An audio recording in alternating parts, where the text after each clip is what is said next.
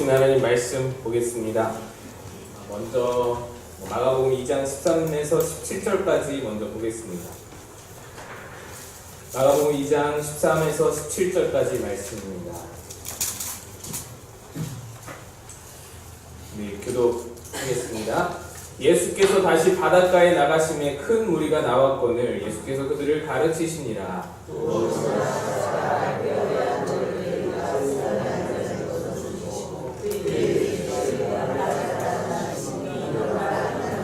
그의 집에 앉아 잡수실 때에 많은 세리와 죄인들이 예수와 그의 제자들과 함께 앉았으니 이는 그러한 사람들이 많이 있어서 예수를 따름이로라.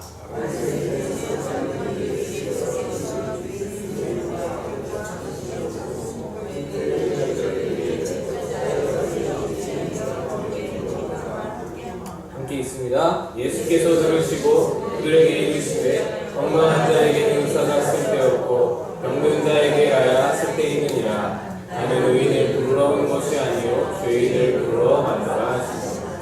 아멘. 할렐루야. 감사합니다.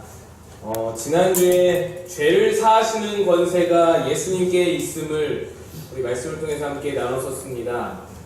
많은 사람이 모여있는 예수님의 그 집, 베드로의 집 안에서 지붕을 뚫고 내려온 중풍병자에게 예수님께서 가장 먼저 죄를 사하신다라고 말씀을 하셨습니다. 자신의 죄사함의 권세가 자신에게 있음을 알리셨던 것이죠. 율법에 의하면 죄인은 부정이었습니다. 부정 그 자체가 있었습니다. 죄인은 죄인과 함께 거하면 죄인을 만지기만 해도 부정이 없는 것이 부정이 전염되는 것입니다. 그래서 유대인들은 그 죄인들을 가까이 할 수가 없었습니다. 그래서 그토록 이방인들과 거리를 두었던 것이고 그토록 사마리아 사람들을 혐오했던 것이고 유대에서 갈릴리 지방까지 그냥 쭉 올라가면 그 윗지방으로 쭉 올라가면 되는 것을 사마리아를 피해서 뺑 돌아가지고 가는 그 길이 생겼던 것이 바로 이러한 이유였습니다. 접촉도 싫은 것입니다. 보기도 싫은 것입니다. 근처에 가기도 싫은 것입니다. 죄의 문제는 유대인들에게 있어서 그렇게 일상 속에서 굉장히 중요한 문제였습니다. 죄는 곧 부정이었습니다. 부정은 곧 전염되는 것이고 그것은 심각한 결격사유였고 심각한 문제였습니다. 그런데 그렇게 심각하고 그렇게 불편을 초래하고 그렇게 사람들 가운데서 관계 가운데서 그렇게 상처를 주는 그런 심각한 문제들이 곳곳에 있음에도 불구하고 아무도 해결하지 못하는 문제였습니다. 누구도 해결할 수 없는 문제라고 스스로 생각을 하고 있었습니다. 그런데 예수님께서 오셔서는 나에게 죄사함의 권세가 있다라는 것이에요. 그렇게 선포를 하신 것입니다. 그러니 얼마나 놀라운 겁니까? 그거를 동의하든 동의하지 않든 양측이 다 놀라는 것입니다. 내가 죄 없다고 생각하는 자들에게는 신성모독이잖아요.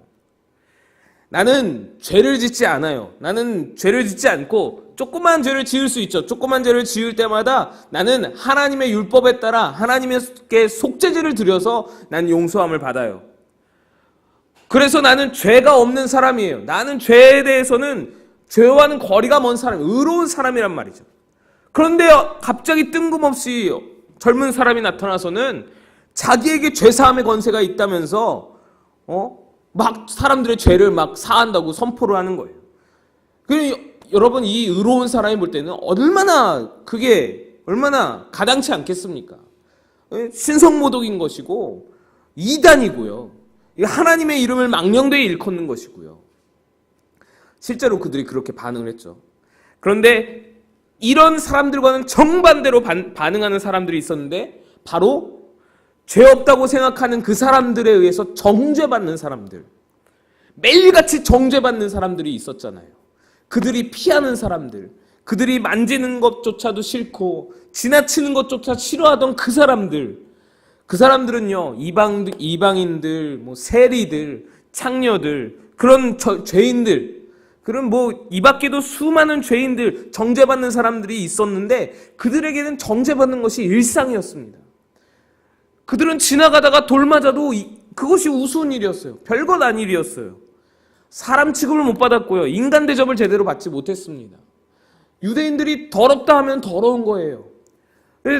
모든 사람들이 그들을 가까이 하기 싫어하고 근처에도 가기 싫어하고 함께 밥 먹지도 못하고, 그러니 자기들끼리만 모이게 되고 자기들끼리만 이렇게 공동체를 형성하게 되는 것이죠. 그런데 그 사람들에게는 예수님께 죄사함의 권세가 있다라는 말은요, 복음 중에 복음이 되는 것이죠. 세상에 이렇게 좋은 소식이 없고 기쁜 소식이 없는 것이죠. 그런데 여러분, 참으로 이상한 것이요, 그렇다면 예수님의 죄사함의 권세는 누구에게는 복음이고 누구에게는 거리끼는 것이 된다라는 것이죠. 그러면 예수님의 죄사함의 권세는 온 인류를 위한 것이 아니고 특정한 사람들, 특히 멸시받고 정죄당하던 그런 하층민들에게만 적용되는 것인가, 이런 의문이 들 수 있는 것이죠. 뭔가 문제가 있습니다. 지금 특정한 사람들에게만 적용되는 복음이라면 그러면 유대인들이 신봉하던 그 율법과 다를 게 없는 것이죠. 뭔가 문제가 있어 보입니다. 오늘 본문에서 그 똑같은 상황이 전개되면서 예수님께서 그것에 대해서 말씀을 하십니다. 말씀에서 예수님은 레위를 제자로 부르셔요. 레위라 하면은 여러분들 그 야곱의 아들 레위가 생각이 나실 텐데, 레위기 있잖아요. 그 야곱의 셋째 아들 레위가 생각이 나실 텐데, 레위는, 여기서 레위는 히브리식 이름입니다. 사도 바울의 히브리식 이름은 사울이었고요. 또 누가 있죠? 마가의 히브리식 이름은 요한이었고요. 이런 식으로 당시는 히브리 이름과 헬라 이름이 계속 같이 혼용되었던 그런 시대였습니다. 유대인들의 공동체 안에 헬라인들도 많이 들어오면서 로마의 지배를 받으면서 여러 가지로, 로마가 거의 세계 공용어였으니까, 당시 그 지역의 공용어였으니까 이런 식으로 헬라어 이름과 히브리 이름이 계속 공용이 되고 같이 쓰이는 거예요. 우리 미국에서 사시던 분들이 미국 이름과 한국 이름 같이 가지고 계시듯이 그런 식으로 두 가지 이름이 계속 같이 쓰였습니다. 그래서 이 레위의 헬라 이름이 바로 마태입니다. 마태, 세리 마태. 마태복음의 저자로 알려진 그 마태가 바로 이 레위입니다. 그래서 마태복음에는 마태라고 나와요. 그가 이 레위를 제자로 부르시는 장면인데, 그 사람이 세관에서 세금을 받고 있었습니다. 이 번역상에 좀 차이가 있을 수 있는데, 세관은 창구라고도 해석이 될 수 있습니다. 창구. 그래서 어떤 사람들은 이렇게 해석을 합니다. 그러니까 어떤 통행료를 받는 그런 사람, 우리로 말하면 고속도로 톨게이트에서 이렇게 근무하시는 그런 어떤 징수원, 그런 사람으로 생각될 수도 있다라는 것이죠. 그런데 뭐 이러든 저러든, 뭐 세관이든 뭐 세리든 뭐 통행료를 받는 사람이든 징수원이든 어떤 사람이라도 그렇게 돈을 만지고 돈을 걷는 사람들은 인식 자체가 굉장히 천대했던 그런 사회 풍조가 있었습니다. 게다가 이 세리마테, 레위가 만약에 로마의 세금을 바치는 그런 어떤 세리, 진짜로 로마의 세금을 위하여서 일하는 그런 세리였다면은 증오하고 혐오하는 그런 풍조가 가득했던 것입니다. 삭개오와 마찬가지로요. 로마의 자금 착취를 도와주는 사람이다라는 인식, 우리로 말하면 친일파죠. 그런 인식에서 유대인들에게 정죄받고 멸시받고 사람 취급, 인간 대접 못 받던 그런 하층민이 바로 세리들이었습니다. 예수님은 그를 제자로 부르신 후에 그의 집에서 함께 식사를 나누십니다. 함께 밥을 먹어요. 근데요, 성경에 보면 이렇습니다. 레위만 있었던 것이 아니고요, 수많은 세리들과 죄인들이 함께 모여서 함께 밥을 먹으시는 거예요. 그러니 여러분, 그 상황을 여러분 생각해 보세요. 하층민이, 천대받던 사람들, 멸시받던 사람들이에요. 정죄받던 사람들이고, 지나가다가 돌 던져도 이상하지 않을 그런 사람들이 우르르 모여서 예수님과 제자들이 함께 식사를 나누는 것입니다. 바리새인과 서기관들이 트집 잡을만 하죠. 어떻게 세리들과 죄인들과 함께 식사를 먹을 수 있냐라고 따져 묻는 것입니다. 이에 대해서 예수님은 이렇게 말씀합니다. 건강한 자에게 의사가 쓸데없고 병든 자에게라야 쓸데있느니라. 나는 의인을 부르러 온 것이 아니요 죄인을 부르러 왔노라. 이 말씀이 바로 제가 앞에 말씀드린, 서두에 말씀드린 그 말씀드렸던 것을 확증하시는 말씀입니다. 예수님의 복음은 의로운 사람에게는 쓸데없는 것이었어요. 의로운 사람에게는 전혀 필요가 없는 것이었어요. 죄인들에게만 의미가 있고 쓸모가 있는 것이었습니다. 그래서 여러분 반쪽짜리가 아니냐라는 의심이 들만한 것이죠. 이거 반쪽짜리 아니냐, 특정한 사람에게만 적용되는 것 아니냐, 율법과 다를 바가 무엇이냐, 불완전한 복음 아니냐라는 의심이 드는 것이죠. 그런데 진짜로 그런가요? 복음이 불완전한가요? 그렇지 않죠. 복음이 문제가 아니라, 복음이 문제여서가 아니라, 복음이 불완전해서가 아니라 자기들에게 죄 없다 생각했던 바리새인 서기관들이 문제였던 것이죠. 이 세상에 죄 없는 사람은 없는데, 그래서 예수님은 모든 사람에게 적용될 만한, 모든 사람들에게 필요할 만한 복음을 제시하신 것인데, 이 세상에는 아무도 죄 없는 사람이 없고 의인은 없나니 하나도 없다 말씀하신 것처럼 이 세상에 죄 없는 사람이 한 사람도 없을 것인데, 그래서 예수님의 죄사함의 권세는 모든 사람에게 저촉되고 필요하고 적용되고 복음이 되는 것인데, 자신이 죄 없다고 생각하는 그 마음이 잘못되었다라는 것이죠. 하나님께서 속죄제로 죄사함의 통로를 허락하신 것은요, 율법 시대에서 속죄제를 통해서 죄사함의 그 통로를 허락하셨잖아요. 그것은 말 그대로 은혜였습니다. 은혜였어요. 하나님의 은혜예요. 하나님의 사랑이었어요. 죄인은 하나님께 나아올 수 없으니, 죄인은 하나님께 가까이 할 수 없으니, 너희가 거룩해야만 나와 가까이 할 수 있으니, 그 속죄제라는 그 불완전한 제도를 통하여서라도 인간을 잠시나마, 아주 잠깐이나마 속죄하여서 하나님께 가까이 두고자 하는 그 하나님의 사랑이 담겨있는 제도가 바로 속죄제였어요. 그래서 죄 지을 때마다 속죄제를 드려야 했습니다. 거기다가 내가 인지하지 못하는 죄는 따로 속건제를 또한 드려야 됐습니다. 처음에는요, 이 제사 제도가 불완전하다라는 것을 이스라엘 백성들도 인지하고 있었습니다. 이것은 완전한 방법이 아니라는 것을 알고 있었어요. 그래서 그들도 자기를 스스로 죄 없다라는 생각을 하지 않았습니다. 죄인이라고 여겼어요. 죄 있다고 생각했습니다. 죄 없다는 생각은 추호도 하지 않았습니다. 그런데 시간이 지나면서 조금씩 변화가 생겨납니다. 시간이 지나면서 여러 종류의 사람들이 생겨나는 거예요. 처음에는 하나님의 말씀을 모세를 통해서 이스라엘 온 백성이 다 받으면서, 아, 그렇구나, 제사를 그렇게 드려야 되는구나, 율법을 착실히 지켜야 되겠구나, 그런 마음들이 있었지만 시간이 지나면서 여러 종류의 사람들이 생겨나는 거예요. 속죄제를 빠짐없이 드려서 죄에 대해서 민감하게 반응하는 사람이 있는가 하면 아예 바칠 재물이 없어요. 드릴 재물이 없는 거예요. 제사 제도를 제정하실 때에는 어려운 자들을 위해서 비둘기라도 바치도록 그렇게 제사 제도에 규정을 하셨지만, 양이나 소를 못 드리면 비둘기라도 드리는 거예요. 근데 그것마저도 어려운 상황에 빠지게 되는 그런 사람들이 생겨나게 되는 거예요. 그래서 바칠 재물이 없어서 속죄제를 드릴 수 없는 상황에 그런 사람들도 생겨났고요. 율법을 세세하게 열심으로 지키는 사람들이 있는가 하면 태어나면서부터 율법과 아예 동떨어진 삶을 살게 되는, 가족 환경이, 자라나는 그 지역이 아예 율법과는 동떨어진 삶의 자리 때문에 율법을 도저히 지킬 수 없는 환경의 사람들도 있었다라는 것입니다. 그들의 직업이, 그들의 또는 태생이 율법과는 동떨어져 있는 환경의 사람들도 있었다라는 겁니다. 율법을 잘 지키는 사람과 율법을 아예 지킬 수 없는 환경에 있는 사람들, 이 사람들이 점점 많이 생겨나면서 격차가 점점 벌어지는 것이죠. 제사를 잘 지내는 사람과 제사를 아예 드릴 수 없는 그런 사람의 격차가 점점 벌어지는 것이죠.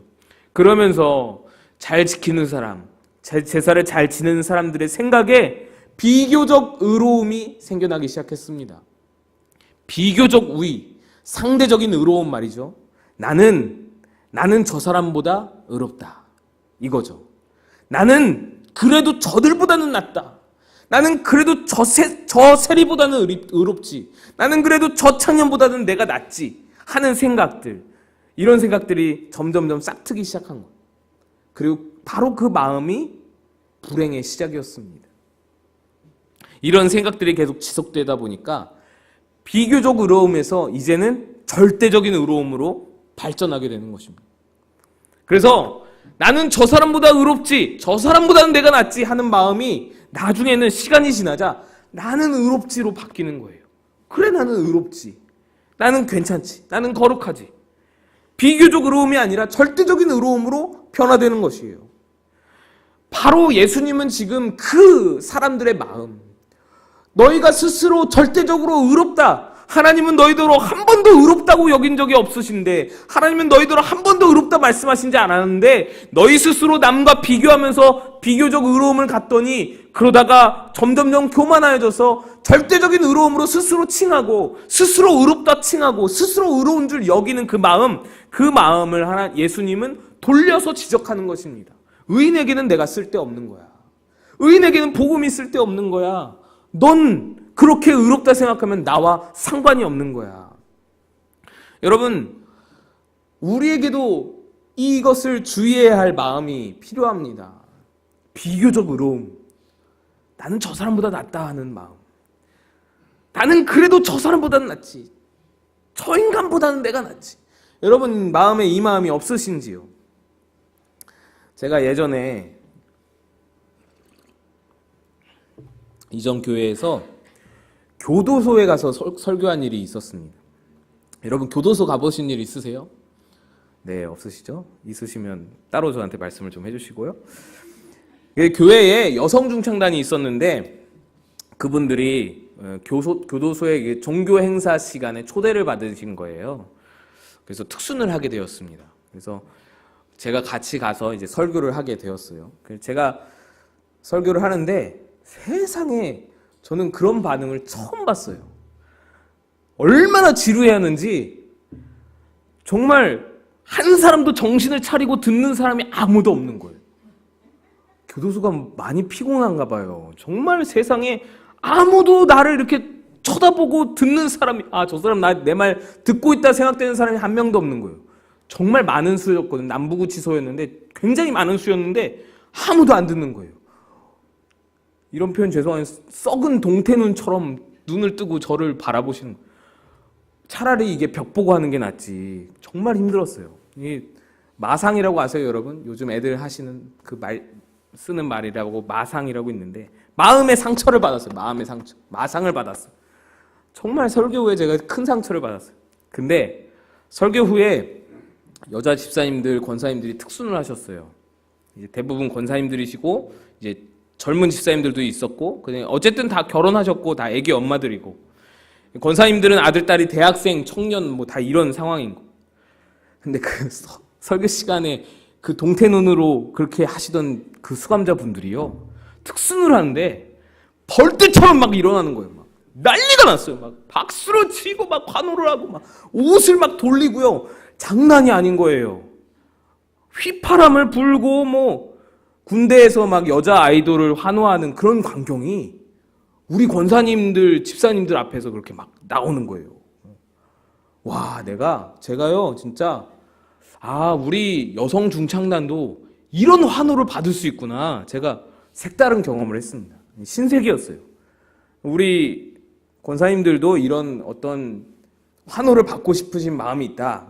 우리 글로리아 찬양대와 또 소리엘 찬양팀도 뭔가 자신감을 이렇게 충전할 필요가 있다. 뭐 사기 진작이 필요하다 하면은 한번 가시자고요. 그럼 여러분은 정말로 자신감 넘치게 될 거예요. 대신 설교자는 사기가 하락하는 부작용이 있어요. 근데 그때 제가 이 말씀을 설교 본문으로 잡았었어요. 우리는 모두 다 예수가 필요하다라는 것을 말씀드렸어요. 죄인에게는 예수가 필요하다라는 것을 말씀하면서 여러분도 나와 똑같은 죄인입니다. 그 말씀을 드렸어요. 나도 여러분과 똑같은 죄인입니다. 그 말씀을 드렸어요. 물론 이제 그 말씀 할 때도 여전히 그 눈은 그랬어요. 동태 눈이었어요. 근데 저는 굉장히 기도하면서 준비했거든요. 나도 여러분과, 여기 앞에 서 있는 이 목사도 여러분 보시기에는 뭔가 심오해 보이고 거룩해 보이고 뭔가 고상해 보일지 모르겠지만 저도 예수님 앞에서 여러분과 똑같은 죄인입니다 라고 말을 하고 있는데 움찔 하나 하지 않는 거예요. 정말 움찔 하나 하지 않는 거예요. 제가요, 설교 마치고 회개했습니다. 제가 곰곰이 생각하면서 느꼈던 것이 내가 진심이 아니었구나라는 것을 느꼈어요. 나는 입으로는 내가 당신들과 똑같은 죄인입니다. 내가 당신들과 똑같습니다. 라고 말하면서 내 속을 가만히 들여다보니까 내 속으로는 그래도 내가 그래도 당신들보다는 낫지. 내가 그래도 당신들보다는 의롭지. 이 생각이 있었던 것인 거죠. 내가 정말 진심으로 그들에게 다가갔더라면은 그래도 예수님의 사랑을 그들이 느끼지 않았을까. 후회하는 마음으로 회개했던 기억이 있습니다. 여러분 어떠십니까? 나는 그래도 비교적 의롭다. 나는 그래도 저 사람보다는 낫다 하는 마음이 여러분에게는 정말 전혀 없으신지요? 무서운 것은요, 바로 그 마음이 바리새인과 서기관들이 교만했던 마음의 씨앗이라는 거예요. 이 마음이 발전해서 교만함이 생겨났다는 것이죠. 예수님의 말씀은 의인에게는 내가 필요 없다라는 그 말씀은 스스로 죄가 없다 생각하면, 스스로 죄가 없다는 생각이 들어가기 시작하면 예수님과 상관이 없다라는 거예요. 예수님과 관계가 없다라는 거예요. 내 안에서 죄가 없다고 생각되면 예수님은 필요가 없는 사람이라는 거예요. 그리고 그렇게 되면 예수님과의 관계는 결단코 시작될 수가 없는 거예요. 접점이 없는 거예요. 접점. 예수님이 제자들의 발을 씻기시는 그 세족식 때에도 예수님 베드로에게 말씀하셨죠. 예수님이 베드로의 발을 닦으시려고 하니까 베드로가 기겁을 하고 거절하죠. 절대로 닦을 수 없다고 막 말씀을 하죠. 그랬더니 예수님이 이렇게 말씀합니다. 내가 너의 발을 씻어주지 않으면 넌 나와 상관이 없다. 이 말씀을 하세요. 죄인인 줄 알고 그 죄를 고백하고 예수님의 죄사함의 권세에 의탁을 해야 십자가가 의미 있어지는 것이죠. 예수님이 의미 있어지는 겁니다. 예수님이 가치 있어지는 것입니다. 하나님 앞에서 나라는 존재가 완전히 비천해 보일 만큼 나의 죄에 대한 자각이 있어야 십자가가 위대해 보이고 예수님이 존귀해 보이고 그 예수님의 십자가의 복음이 가치 있게 내게 다가오는 것이죠.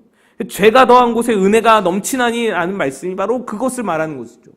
내 안에 죄에 대한 자각이 있어야, 죄인 중에 괴수라는 그 자각이 있어야 예수님과 연결이 되고 십자가가 의미 있어진다는 것입니다. 여러분, 그러니 비교적 의로움에 취하지 마시고 속지 마시고 죄를 자각하고 십자가의 은혜 안에 거하신 여러분 다 되시기를 축복합니다.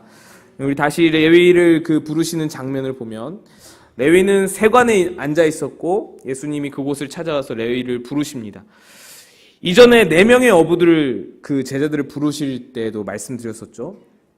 보통 어느 문파나 학파 이런 거 무협지 그런 데를 보면은 제자가 자신이 원해서 스승을 찾아갑니다.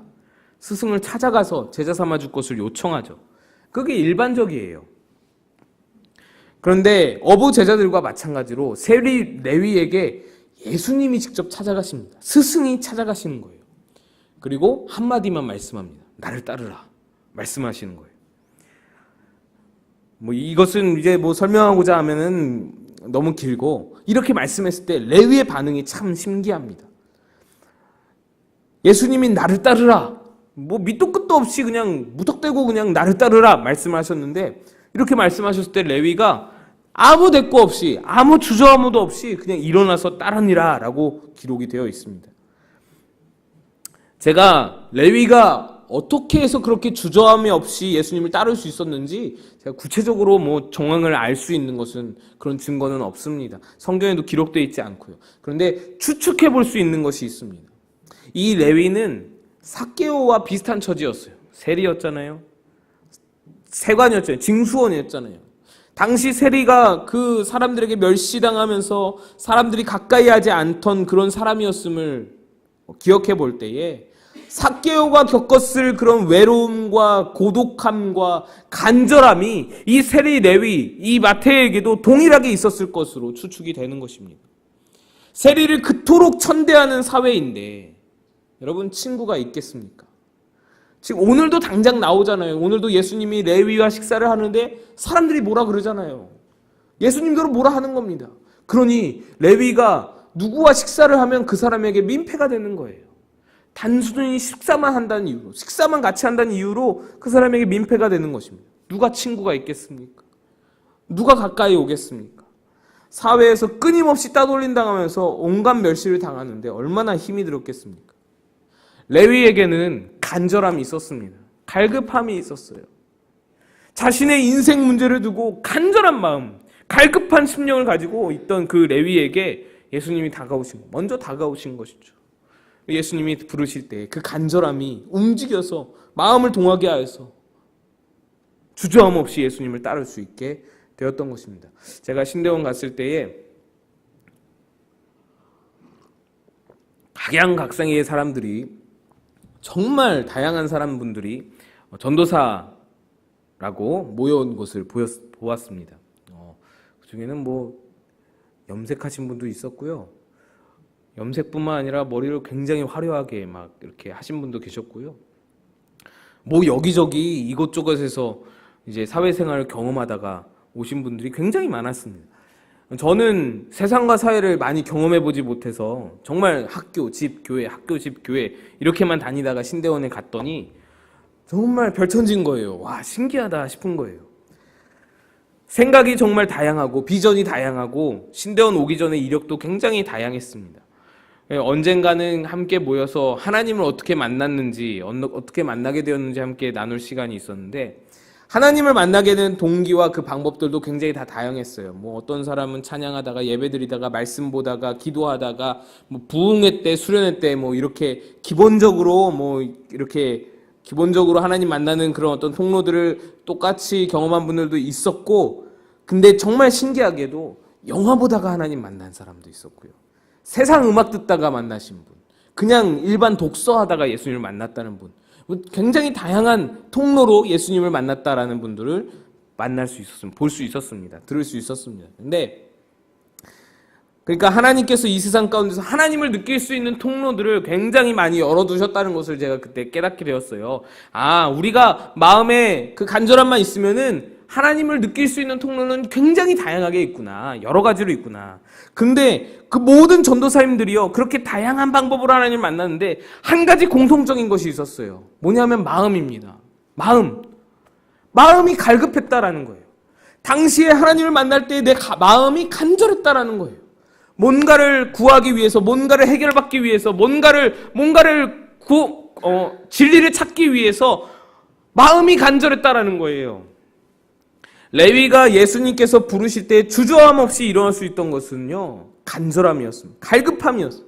갈급함으로 마음이 준비되어 있었기 때문에 예수님이 부르실 때에 주저함 없이, 다른 생각 없이 따라갈 수 있었던 것입니다. 여러분, 이것이 영적인 갈급함의 유익입니다. 영적인 갈급함은요, 예수님을 가까이에서 만날 수 있는 기회를 잡아채는 거예요. 예수님을 만날 수 있는 기회가 오면은 놓치지 않고 쟁취할 수 있는 것이 내 안에 영적인 갈급함으로 준비되어 있는 상태입니다. 내 안에 갈급함이 예수님을 가까이에서 배울 수 있는 그 기회를 알아보고 그 기회를 낚아채는 거예요. 간절함이 있을 때에 은혜 받을 때를 알아보고 그 기회를 쟁취하는 거예요. 그래서 간절한 마음이 은혜를 더 받는 거고요. 간절한 마음, 갈급한 마음이, 영적인 갈급함을 소유한 사람이 예수님께 더 가까이 나아갈 수 있다는 것입니다. 여러분, 이 영적 갈급함을 소유하시기를 축복합니다. 영적인 갈급함이 있어야 한 단계 더 예수님께 나아갈 수 있는 것입니다. 우리 그 다음 말씀 한번 보겠습니다. 마가복음 2장 18에서 22절까지의 말씀, 우리 한 목소리로 함께 합독하겠습니다. 시작. 요한의 제자들과 바리새인들이 금식하고 있는지라 사람들이 예수께 와서 말하되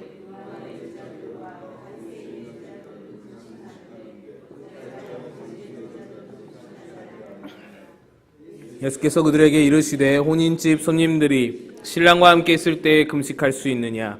신랑과 함께 있을 동안에는 금식할 수 없느니라. 그러나 신랑을 빼앗길 날이 이르니니 그날에는 금식할 것이니라. 생배 조각을 낡은 옷에 붙이는 자가 없나니 만일 그렇게 하면 기운 새 것이 낡은 그것을 담기어 헤어짐이 더하게 되느니라. 새 포도주를 낡은 가죽 부대에 넣는 자가 없나니 만일 그렇게 하면 새 포도주가 부대를 터뜨려 포도주와 부대를 버리게 되리라. 오직 새 포도주는 새 부대에 넣느니라 하시니라. 아멘. 다음 말씀은 금식 논쟁에 대한 말씀입니다. 금식에 대한 규례는 제가 새벽에도 말씀드렸는데 시대마다 변화해졌습니다. 초기에 금식이라는 제도가 생길 때에는 속죄일에만 금식을 했었습니다. 그러다가 바벨론 포로 이후에 1년에 4번 금식을 하게 되었고요. 그 외에도 개인적으로 특별한 일이 있을 때 금식을 하루, 일주일, 3주, 40일 등으로 행했습니다. 그러던 것이 예수님 당시에 와서는 매주 2번씩 정기적으로 공식적인 금식이 되어버린 거예요. 바리새인들은 모세가 율법을 받으려고 시내산에 올라갔던 날과 시내산에서 내려왔던 날을 기념으로 하여서 그 월요일과 목요일에 금식을 행했습니다. 정해지는 거예요, 그 날짜가.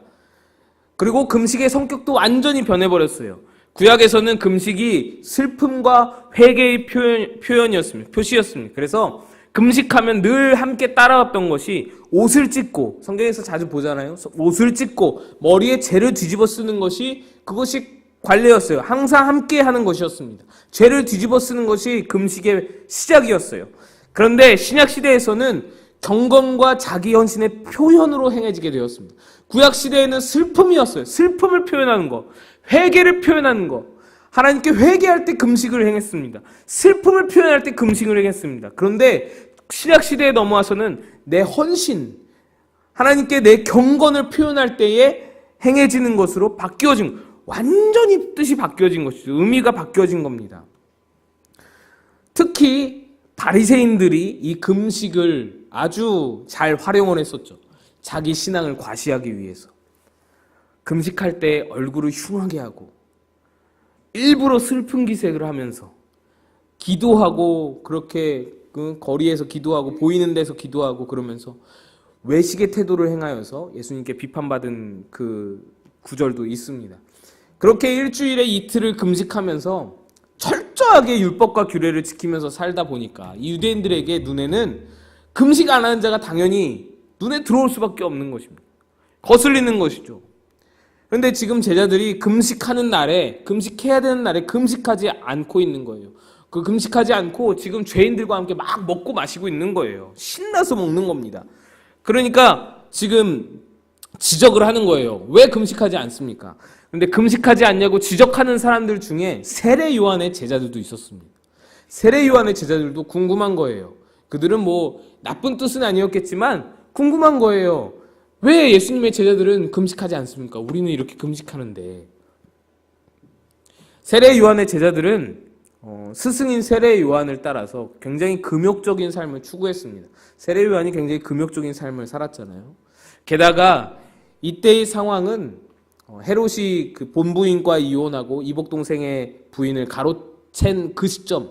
그래서 세례 요한이 그것에 대해서 강도 높게 비판을 가했다가 바로 잡혀서 투옥된, 감옥에 갇힌 그런 상황이었습니다. 그래서 세례 요한의 제자들은요, 지금 슬픈 거예요. 스승이 감옥에 갇혔어요. 거기다가 오늘 금식하는 날이에요. 그들에게는 금식할 만한 이유가 충분히 있었습니다. 그런데 그런 상황에서 예수님의 제자들은, 예수님이 세례 요한과 관계가 아예 없는 것도 아닌데 예수님과 예수님의 제자들은 지금 세리와 죄인들과 어울려서 막 먹고 놀고 마시는 거예요. 그러니 세례 요한의 제자들에게 이게 밉상으로 보이는 겁니다. 이게 화가 나는 거예요. 이게 뭐 하는 짓인가 싶은 거죠. 이에 대해서 예수님이 세례 요한의 제자들에게 가르치십니다. 혼인집 손님들이 신랑과 함께 있을 때 금식할 수 있느냐? 신랑과 함께 있을 동안에는 금식할 수 없느니라 라고 말씀을 합니다.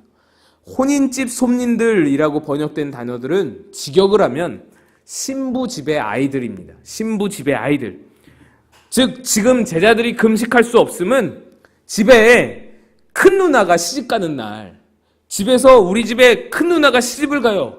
그래서 그 매형될 사람, 그 신랑이 오셨어요. 그래서 우리 집에서 잔치를 열었어요. 우리 누나 시집 간다고, 우리 큰딸 시집 간다고 잔치를 열었어요. 그런데 아무리 내게 개인적인 어려움이 있다 할지라도, 아무리 내게 개인적으로 힘든 일고 슬픈 일이 있다고 할지라도 지금 이 잔치 가운데서 우리 누나 시집가는 그 기쁨이 있는 날 어떻게 나 혼자 슬프다고 슬픈 기색을 띨 수 있겠느냐? 금식할 수 있겠느냐? 지금 예수님이 그 말씀을 하는 거예요. 실제로 유대인들은 금식일이라고 하더라도 그날이 결혼 예식 기간이면은 금식을 하지 않았습니다. 그러니까 월요일, 목요일 금식하는 날인데 결혼 예식일에 월요일, 목요일이 끼면은 금식하지 않는 거예요. 왜냐하면 결혼은 기쁜 일인데 모두가 함께 기뻐해야 하는데 내가 슬픔과 애곡을 나타내면서 민폐를 끼칠 수 있는 것이죠. 그 분위기를 망칠 수 있는 것이죠. 그래서 금식과는 어울리지 않았던 것입니다. 세례 요한이 감옥에 잡혀있는 어려운 상황일지라도 오히려 세례 요한이 직접 자기의 입으로 말했죠. 신랑 되신 예수님의 자신은 들러리라고. 나는 예수님의 신들매 풀기에도 감당하지 못하겠다고. 그는 흥하여야겠고 나는 쇠하여야 하겠다고. 세례 요한이 자기 입으로 그렇게 말씀을 하셨죠. 세례 요한에게 있어서는 예수님의 입장에서 볼 때에는 지금 세례 요한이 잡힌 것과 예수님이 제자들과 지금 이 땅에 오셔서 그 기쁨을 누릴 그 혼인 예식 가운데에서 참여한 그런 상황에서 세례 요한이 잡힌 그 슬픔을 나타낼 그런 겨를이 없다라는 것이에요. 지금은 누릴 때라는 거예요. 지금은 기쁨을 누려야 하는 때라는 거예요. 신랑 되신 예수님이 지금 신부집에 있는 모든 가족들과 잔치를 여는 상황인데 죄인들을 불러서 예수님이 너희에게 죄사함의 권세가 있다 복음을 선포하시면서 함께 친구가 되시고 함께 먹는 즐거움을 누릴 때인데 그 죄인들이 누굽니까? 한 번도 유대인들과는 식사 한 번 해본 적 없는, 한 번도 유대인들과는 겸상해 본 적 없는 그 상황에서 예수님이 그들과 함께 식탁을 나누면서 즐거움을 누리고 기쁨을 누리고 참 사랑의 회복을 누리고 있는, 하나님의 사랑을 회복하고 있는 그 복음의 자리 가운데 기쁨을 누리고 있는데 세례 요한의 그 감옥에 갇힌 슬픔이 껴들 자리가 없다라는 것이죠. 지금은 혼인집 잔칫날이다. 그러니 너희에게 작은 슬픔이 있다 할지라도 그 슬픔을 표현해서는 안 된다라는 것이죠. 그러면서 이 말씀을 하십니다. 20절의 말씀에 훗날 그 신랑을 빼앗길 날이 올 텐데 그날 예수님이 십자가에 처형당하시는 그날에 그때에는 슬퍼하고 금식할 것이니라. 예수님이 말씀을 하시는 것입니다. 여러분, 우리에게 기쁨과 슬픔의 요인이 무엇인지 이것을 생각해 볼 수 있는 말씀입니다. 예수님이 함께 하신다면 우리는 어떤 상황이든 기쁠 수 있고요. 예수님이 떠나시는 것은 우리 일생의 최대의 슬픔인 것이죠. 제가 이 말씀 준비하면서 이 노래가 생각이 났어요. 여러분, 이 노래 아시는지 모르겠는데 빛이 없어도 환하게 다가오시는 주 예수 나의 당신이여. 이 노래 아세요? 모르세요? 아시는 분도 계시고. 네. 거기에 이런 가사가 있어요. 나는 없어도 당신이 곁에 계시면 나는 언제나 있습니다. 나는 있어도 당신이 곁에 없으면 나는 언제나 없습니다. 그런 것이죠. 주님은 우리의 기쁨의 근원이시고 기쁨의 근원뿐만 아니라 존재의 근원이 되시는 것이죠. 그것을 예수님께서 지금 혼인집 그 신부의 아이들과 비유하면서 너희들이 지금 금식할 때가 아니다. 나와 함께 기쁨을 누려라. 내가 떠나면 그때 슬퍼해라. 우리의 기쁨과 슬픔의 근원이, 우리의 기쁨과 슬픔의 이유가 예수님이 되어야 한다라는 것을 말씀하시는 것입니다. 예수님께서 그렇게 세례 요한의 제자들을 가르친 후에 금식에 대하여서 더 넓게, 더 폭넓게 말씀을 해주십니다. 금식 또 더 넓게는 이제 유대인의 전통들, 구습과 구질서에 대한 말씀을 이어가십니다. 생배 조각을 낡은 옷에 붙이는 것과 또 새 포도주와 낡은 부대, 새 가죽 부대, 요것에 대해서 말씀을 하십니다. 생배 조각은요, 세탁을 한 번도 한 적이 없는 그 새 천조각을 말합니다. 그래서 한 번도 물을 먹어서 줄어든 적이 없는 그런 조각을 말하는 거예요. 그래서 그 새 조각으로 헌옷을 기우면, 헌옷을 구멍을 때우면 아직 줄어들지 않았던 것이기 때문에 이거를 빨면은 이걸 확 줄어들면서 헌옷을 찢어버리는 것입니다. 아니면 헌옷이 늘어나 버리게 되는 것입니다. 그래서 옷을 망친다라는 거예요. 옷이 망가져서 입을 수 없게 된다라는 거예요. 새 포도주를 그 낡은 부대에 넣어두면 찢어진다라는 말은 무엇이냐면은 새 포도주가 가죽 부대에 들어가면은 발효가 되면서 이제 팽창이 되죠. 부피가 팽창이 됩니다. 신축성이 있는 새 가죽 부대는 팽창력을 견디죠. 그래서 함께 늘어나죠. 함께 늘어나는 것입니다. 그런데 헌 가죽 부대는 이미 탄력이나 신축성을 잃어버렸기 때문에 새 포도주의 팽창력을 견디지 못하고 터지게 되는 것이죠. 예수님이 제시하는 새로운 복음, 예수님이 제시하는 새로운 가치관이 유대교의 전통과는 함께 조화를 이룰 수 없다라는 것을 말씀하시는 거예요. 어느 한쪽이 함께 이렇게 조화를 이룰 때에는 어느 한쪽이 다른 한쪽을 망칠 수밖에 없는 그런 상충적인 관계에 있다라는 것을 의미합니다. 그러니까 구시대의 질서인 금식의 문제를 가지고 하늘나라의 그 신랑을 맞이한 복음의 사람들을 함부로 판단하지 말아라 라는 말씀을 하는 거예요. 예수님의 복음을 받아들이기 위해서는 너희들이 지켜오던 전통과 유전을 버리고 새 마음으로, 새 부대로 새로운 복음을 받아들여야 한다라고 말씀을 하시는 것입니다. 그럼 근데 이런 의문이 들 수 있어요. 그러면 예수님을 믿는 자들에게 율법은 무가치한 것인가? 율법은 그냥 낡은 부대일 뿐인가? 버려야 할 것인가? 복음을 믿는 자에게는 율법은 필요 없는 것인가? 예수님은 율법을 폐하러 오신 것인가 하는 것이죠. 이에 대해서 예수님은 직접 이렇게 말씀을 하십니다. 마태복음 5장 17절입니다. 우리 화면을 보고 함께 읽겠습니다. 시작. 내가 율법이나 선지자를 폐하러 온 줄로 생각하지 말라. 폐하러 온 것이 아니요 완전하게 하려 함이라. 사실 예수님께서 지적하시는 부분은 하나님이 이스라엘에게 주신 그 최초의 율법을 지금 예수님이 지적하시는 것이 아니에요. 그게 낡은 부대다, 낡은 가죽 부대다라고 말씀하는 게 아니에요. 예수님이 지금 구태라고 구습이라고 지적하시면서 예수님의 복음과 확실히 선을 긋는 그 영역은 하나님이 율법으로 주신 그 하나님의 율법이 아닌 인간이 율법을 대하면서 생겨난 율법주의를 말하는 것이었습니다. 광의적으로는 그 유대교 종교를 말하는 것이기도 하고요. 협의적으로는 장로들의 전통과 유전을 의미하기도 합니다. 어쨌든 하나님이 처음 주신 그런 어떤 선한 율법에서 파생된 모든 부정적인 것들, 그 배경이 바로 인간의 율법주의였습니다. 마태복음 22장에 이런 말씀을 합니다. 마태복음 22장 29절입니다. 제가 읽겠습니다. 예수께서 대답하여 이르시되 너희가 성경도 하나님의 능력도 알지 못하는 거로 오해하였도다. 제가 여러 번 말씀드렸지만 하나님이 이스라엘에 처음 허락하신 율법은 선한 율법이었잖아요. 선한 법이었습니다. 그 목적과 의도는 인간을 위하고 인간의 행복을 원하심이었습니다. 사람을 위한 것이었어요. 사람을 향한 율법이었다는 거예요.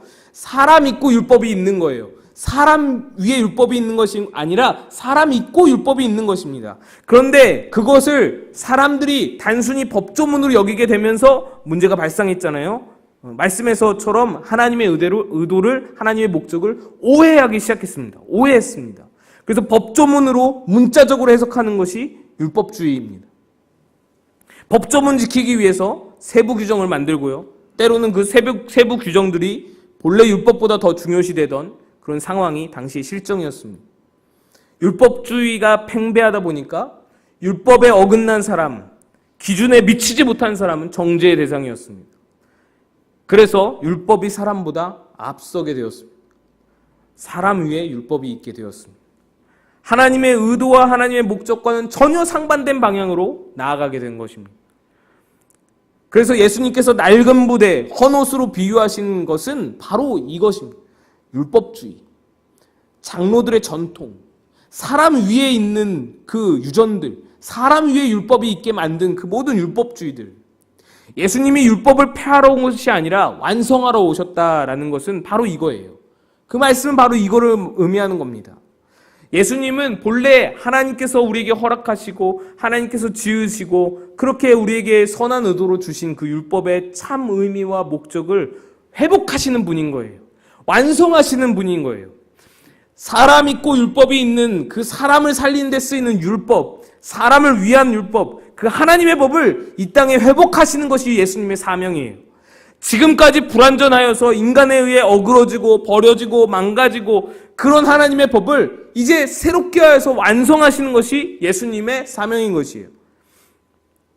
여러분, 그래서 복음을 믿는 우리들, 예수님을 믿는 우리들은 바리새인의 자리를 주의해야 합니다. 우리도요, 성경을 오해할 수 있습니다. 우리에게도 율법주의가 멀지 않습니다. 여러분, 성경은요, 누군가를 정죄하기 위해서 우리에게 주신 것이 아닙니다. 절대로 아니죠. 성경 구절은요, 누군가를 정죄하기 위해서 사용되는 것이 될 것이 아닙니다. 만약 그렇다면 우리도 똑같이 바리새인의 자리에 서 있을 수 있다는 것이죠. 예수님도 정죄하지 않았잖아요. 예수님도 끌려온 그 여인을 정죄하지 않겠다고 말씀하셨어요. 누구에게 우리가 정죄할 수 있겠어요? 여러분, 야고보서 4장에 제가 정말 무서워하는 말씀이 있어요. 야고보서 4장 11절 12절인데요. 우리 함께 읽고 말씀을 정리하도록 하겠습니다. 아직 많이 남았는데 야고보서 4장 11절 12절입니다. 함께 읽겠습니다. 시작. 형제들아, 서로 비방하지 말라. 형제를 비방하는 자나 형제를 판단하는 자는 곧 율법을 비방하고 율법을 판단하는 것이라. 내가 만일 율법을 판단하면 율법의 준행자가 아니요 재판관이로다. 입법자와 재판관은 오직 한 분이시니 능히 구원하기도 하시며 멸하기도 하시느니라. 너는 누구이기에 이웃을 판단하니? 성경 말씀에 우리는 율법의 재판관이 아니라 율법의 준행자다 말씀을 합니다. 입법자와 재판관은 오직 한 분이라고 말씀하시면서 넌 누군데 이웃을 판단하느냐 말씀하는 거예요. 넌 도대체 뭐냐라는 것이죠. 재판관은 하늘에 계신 그분 한 분인데 내가 아는 재판관은 하나님 한 분이신데 넌 도대체 누구에게 판단하느냐라는 말씀, 무시무시한 말씀입니다. 우리가 판단하기 시작할 때에 우리가 하나님의 자리에 올라가 있다라는 것이죠. 우리가 재판관의 입장에 서게 된다라는 말씀인 것이죠. 주의해야 합니다. 신중해야 하는 것이죠. 그래서 이러한 율법주의와 바리새인의 자리에 서는 것을 피하기 위해서라도 우리는 새 부대를 준비하고 복음의 새 포도주를 받아들일 수 있어야 합니다. 복음으로 돌아가고 복음으로 무장해야 합니다. 예수님의 사랑, 예수님의 복음으로 우리가 무장해야 할 이유가 여기에 있습니다. 십자가 복음은요, 단순히 우리가 깨꼬닥 죽고 그 죽을 때만 십자가 나 믿어요, 예수님 십자가 나 의지해요 라고 써먹으라고 주신 것이 아니고요. 매일매일 삶을 살아가면서 십자가의 복음은 능력을 받을 수 있고 그 십자가의 복음으로 우리의 삶이 깨어질 수 있고요. 그러면서 하나님께 더 가까이 나아갈 수 있는 그 능력이, 그 근원적인 능력이 바로 십자가의 복음에 있다라는 것입니다. 그 복음이 율법을 완성하였고요. 예수님의 그 복음이 하나님의 원래 지으신 대로의 원형, 그 의도, 그 목적을 회복하는 것입니다.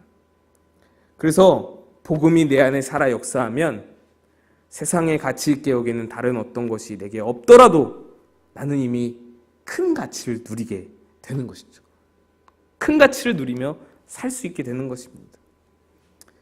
복음만으로 행복과 기쁨을 누리는 것이 복음의 능력인 줄로 믿습니다. 영혼을 살리고 세우는 일이 복음 안에서 가능한 줄로 믿습니다. 제가 이제 금요기도회에 십자가와 복음에 관한 설교를 준비하고 있습니다. 그래서 남아있는 3, 4주간의 그 사순절 금요기도회를 통해서 제가 그것을 나누기를 원합니다. 여러분들도 금요기도회를 사모하시고 나오셔서 십자가 복음 앞에서 함께 기도하시고 함께 그 복음을 향한 갈급함을, 영적인 갈급함을 가지고 그렇게 하나님께 나아가시기를 축복합니다. 예, 우리 갈급함이 있으면 복음으로 무장할 기회를 쟁취하게 될 줄로 믿습니다.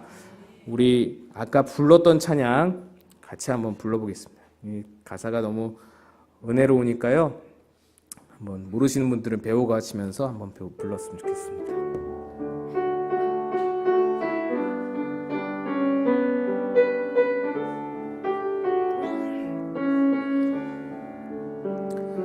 빛이 없어도 환하게 다가오시는 주 예수 나의 당신이여, 음성이 없어도 똑똑히 들려주시는 주 예수 나의 당신이여. 당신이 있음으로 나도 있고, 당신의 노래가 머물므로 나는 부를 수 있어요. 주여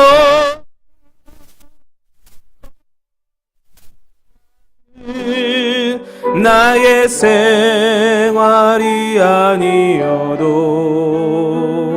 나는 당신이 좋을 수밖에 없어요. 주 예수 나의 당신이여. 나는 없어도 당신이 곁에 계시면 나는 언제나 있습니다. 나는 있어도 당신이 곁에 없으면 나는 언제나 없습니다. 당신이 계심으로 나도 있고, 당신의 노래가 머물므로 나는 부를 수 있어요. 주여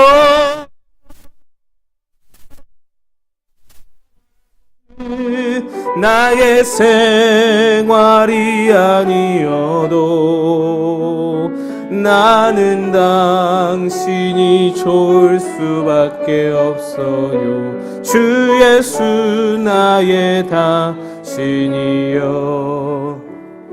기도하겠습니다.